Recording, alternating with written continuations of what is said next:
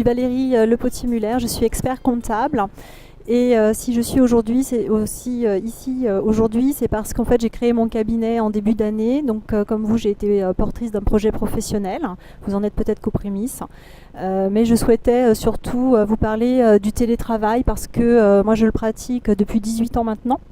J'interviens également auprès de la profession en tant que formatrice sur ce sujet et je voulais vous faire part d'informations sur ce thème dont on parle beaucoup actuellement. D'ailleurs, je ne sais pas s'il y a des Nantaises dans la salle, peut-être, mais par exemple sur le Nantes Métropole d'octobre-novembre, la ville en fait a consacré 2 pages sur le télétravail avec des témoignages de 4 personnes qui ont choisi d'exercer leur organisation du travail en télétravail. Donc on voit bien que c'est un sujet qui est totalement d'actualité. Donc je vais vous présenter déjà le télétravail pour savoir de quoi on parle. Ensuite, on fera un état des lieux des outils numériques pour savoir un petit peu ce qui existe et c'est le support justement pour pouvoir télétravailler. Ensuite, on verra les impacts sur notre poste de travail. Et nous verrons aussi les impacts notamment donc, de tous ces éléments, donc, du travail à distance, des éléments numériques et informatiques sur nos comportements. Et évidemment, les impacts sur nos comportements vont faire changer nos attentes, changer nos besoins. Donc notre organisation du travail va être aussi complètement transformée. Et pour terminer, je vous présenterai quel type de choix, enfin je vais vous donner des outils et des aides pour choisir le mode de télétravail qui sera le plus adapté à votre profil, si vous décidez ou si vous avez envie de sauter le pas et de télétravailler, donc de travailler à distance. Peut-être que vous le pratiquez déjà, je ne sais pas. Est-ce qu'il y a des personnes qui pratiquent déjà le télétravail dans la salle ? D'accord, une personne. Alors le télétravail, de quoi parle-t-on ? Eh bien tout simplement, lorsque l'on est salarié, le télétravail est encadré depuis 2012 par le Code du travail au sein des articles L 1222-9 et L 1222-11 qui le définit comme le fait d'exercer une organisation du travail à distance, c'est-à-dire en dehors des locaux de l'employeur, et c'est de façon volontaire en utilisant les supports donc, de technologie, de l'information et de la communication.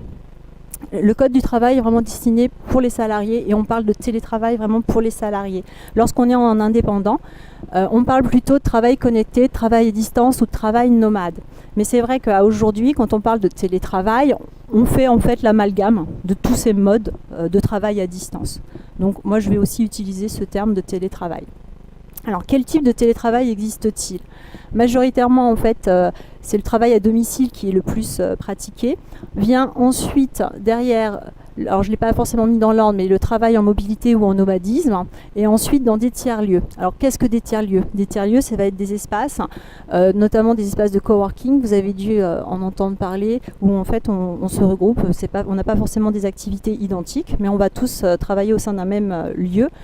Sur des activités différentes et à distance. Ça peut être aussi dans des télécentres, des bureaux partagés, ou alors on peut aussi télétravailler en dehors donc, des locaux professionnels, mais en bureau satellite ou chez des clients. Quand on est chez des clients, qu'on travaille à distance avec des outils qui nous permettent de le faire au niveau des technologies de communication et de l'information, on télétravaille aussi. Alors, le télétravail s'appuie effectivement sur tous ces outils. Sans ces outils, on ne pourrait pas travailler à distance. Alors quels sont-ils ? Bien évidemment les ordinateurs portables qui sont de plus en plus performants et également les smartphones, les scanners et des imprimantes. Les techniques en fait actuelles de miniaturisation des supports permettent d'avoir des outils qui deviennent entièrement portables et qui sont d'une puissance importante puisqu'on peut se connecter en tout lieu à nos espaces de travail, notamment grâce aux connexions à Internet et notamment au haut débit, qui peut être la 3G ou la 4G via par exemple nos smartphones. Donc qu'est-ce qu'il y a comme impact ? L'impact, c'est qu'on va être de plus en plus connecté, la connectivité va être croissante, on va aller notamment aussi vers une instantanéité de nos échanges, et nos échanges peuvent prendre différentes formes. On peut échanger par mail, on peut organiser des visioconférences, des webconférences ou des conversations téléphoniques à plusieurs, grâce à tous ces outils. Donc ces outils sont vraiment le support matériel pour pouvoir travailler à distance et réaliser une organisation du travail en télétravail. Une des conséquences, c'est qu'on va aussi pouvoir collaborer à distance, c'est-à-dire c'est terminé d'être derrière son ordinateur tout seul, on va pouvoir vraiment organiser des sessions de travail en collaboration avec un client, des collaborateurs, des prestataires, et le lieu n'a plus forcément d'importance.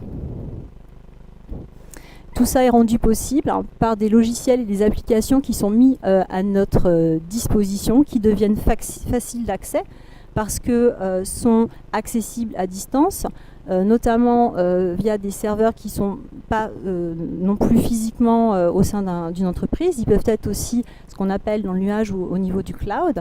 Et on peut donc accéder à toutes ces applications qui facilitent notre travail à distance.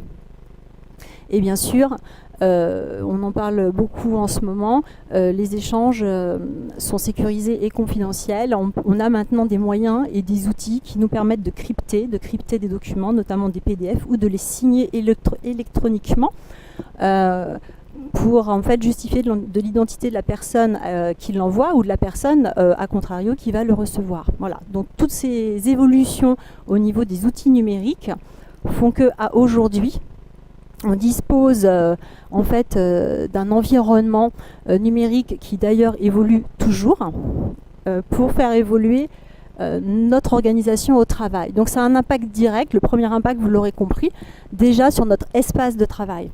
C'est-à-dire que maintenant on s'oriente de plus en plus vers des espaces de travail qu'on appelle digitaux. Donc qu'est-ce que c'est qu'un espace de travail digital?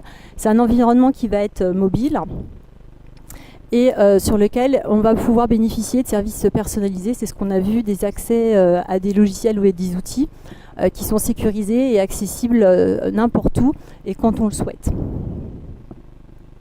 Et cet environnement ouvre bien entendu le champ des possibles. Vous aurez bien compris qu'à partir du moment où on a des outils qui nous permettent en tout lieu et en tout temps de pouvoir travailler, eh bien déjà toute la partie matérielle ne va plus être un souci et on va pouvoir se concentrer sur l'humain et sur l'évolution aussi des compétences de la personne qui l'utilise ou de l'humain. Alors, je vous ai mis par rapport à ces facteurs, il y a un impact important des outils numériques sur le comportement. On vient de voir effectivement que sur la base, à partir du moment où on dispose d'un espace de travail qui est opérationnel, donc avec des bons outils, eh bien, les attentes de la personne qui l'utilise vont changer ou évoluer. Je vous ai mis cette pyramide qui est inversée. J'en suis désolée par rapport au slide, ce n'est pas prévu comme ça. Mais je vais quand même vous la commenter. Donc vous avez compris que quand on a résolu le problème matériel, on est sur le premier niveau des attentes. Donc le besoin physiologique est comblé. Et nous, on va s'intéresser après aux impacts sur nos comportements.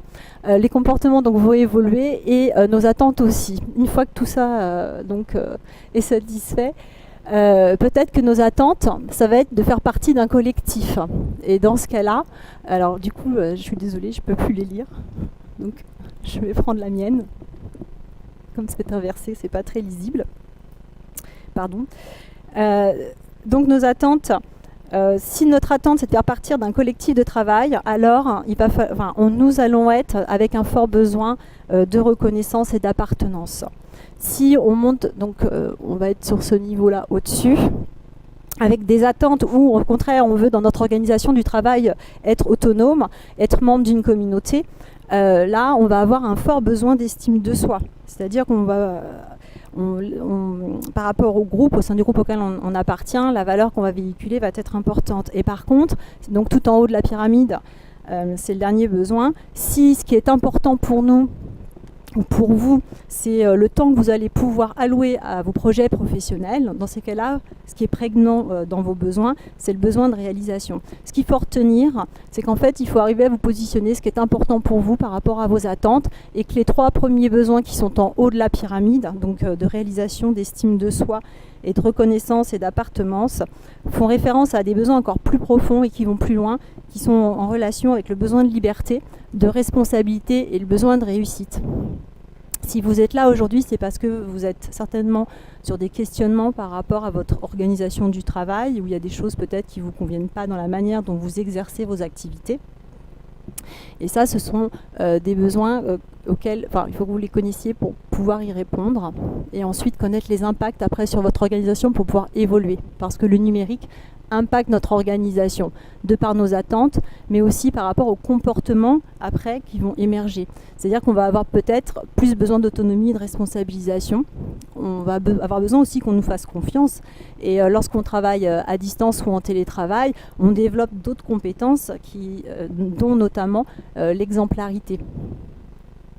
Et par rapport à la notion de contrôle, je ne sais pas comment vous êtes organisé au niveau de votre travail, si vous avez des statuts salariés ou si vous vous orientez vers une autre orientation professionnelle. Mais c'est vrai que le numérique impacte aussi la manière dont on travaille par rapport à la notion de contrôle et d'auto-évaluation. Ce sont des comportements qui vont devenir prégnants dans notre organisation du travail, notamment lorsqu'on est organisé en télétravail.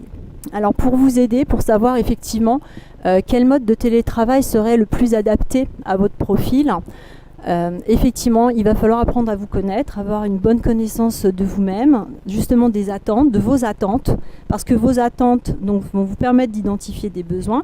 Est-ce que ça va être des besoins d'appartenir à un groupe? Est-ce que ça va être des besoins, au contraire, de pouvoir concilier votre vie professionnelle et votre vie privée pour pouvoir avoir du temps pour des projets notamment personnels? Et notamment, en fonction de ça, une fois que vous auriez identifié ces besoins, ces attentes, vous allez pouvoir choisir ou privilégier un mode d'organisation en télétravail. Il faut savoir que par exemple, lorsqu'on est en télétravail à son domicile, on a un environnement qui est calme, on bénéficie d'une autonomie totale sur ces moments-là et on a une meilleure rentabilité. Mais la contrepartie, c'est qu'effectivement, il y a un risque d'isolement, c'est-à-dire qu'il faut être capable d'être détaché de son collectif de travail. Parfois, on a le sentiment d'être un peu isolé de la culture d'entreprise ou des activités qui peuvent être menées quand on fait partie d'un groupe, en tout cas quand on se rencontre physiquement sur les lieux de l'entreprise. Ensuite, pour pallier à cette problématique d'isolement, on peut donc décider d'exercer le télétravail dans des espaces qui sont partagés ou les tiers-lieux, on les a vus tout à l'heure, donc les espaces de coworking. Pourquoi? Parce que ça va favoriser justement les rencontres et dans ce cas-là, on va limiter les risques psychosociaux liés à l'isolement. Et quand on est notamment porteur de projet ou en démarrage d'activité, ça peut être aussi un moyen de privilégier du travail collaboratif et de développer aussi un réseau, notamment au niveau de l'interprofessionnalité. Donc d'avoir un réseau avec des activités complémentaires par rapport à l'activité que l'on propose. En revanche, il y a 2 points de vigilance qu'il faut avoir en tête lorsque l'on télétravaille. La première, c'est qu'il faut prendre les mesures adéquates pour la sécurité des données. On en parlait tout à l'heure, notamment par rapport à l'obligation maintenant légale de la RGPD de garantir la sécurité des données personnelles. Lorsque l'on est détenteur pendant notre activité de ce type de données, on doit mettre en place les systèmes qui nous permettent de garantir la sécurité de ces données. Et ensuite, l'autre point de vigilance, et qui n'est pas des moindres, c'est que lorsque l'on est en travail à distance, on peut se connecter à n'importe quel moment. Étant des femmes, parfois on peut avoir aussi la tendance à faire 2 journées en une, surtout lorsqu'on travaille à son domicile. Donc l'objectif, c'est pas d'être en surcharge de travail, ni de tomber dans les travers d'une activité beaucoup trop importante. Donc il faut avoir une certaine rigueur à la maison, notamment par rapport à sa vie de famille. Il faut aussi que la famille le comprenne. Donc il faut aussi s'assurer, avant de commencer un télétravail à domicile, que ce sera possible par rapport à l'espace de travail et par rapport à sa famille. Et il faut se prévoir des temps de déconnexion. C'est vraiment important pour se prémunir en fait des problématiques que l'on peut rencontrer par une surcharge de travail quand on veut tout faire. Parce que c'est la porte ouverte à... Voilà, on ouvre le champ des possibles avec le travail à distance, les technologies, mais en même temps, la contrepartie, c'est de se laisser, je dirais, embarquer dans la vie quotidienne et de se dire, bon bah j'ai ça à faire pour l'entreprise ce soir, c'est pas grave, je le ferai quand les enfants sont couchés. Et vous faites 2 journées dans une, et en fait, le télétravail, vous n'allez pas bénéficier de ces avantages, vous allez tomber dans un cercle vicieux qui pourrait être préjudiciable pour vous.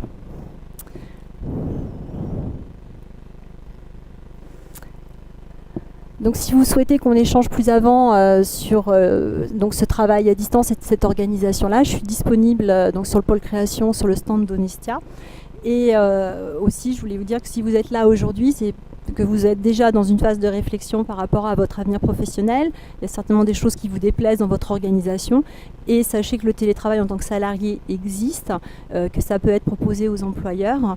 Et peut-être que c'est une étape avant justement de sauter le pas d'entreprendre une entreprise individuelle. Donc voilà, je vous remercie.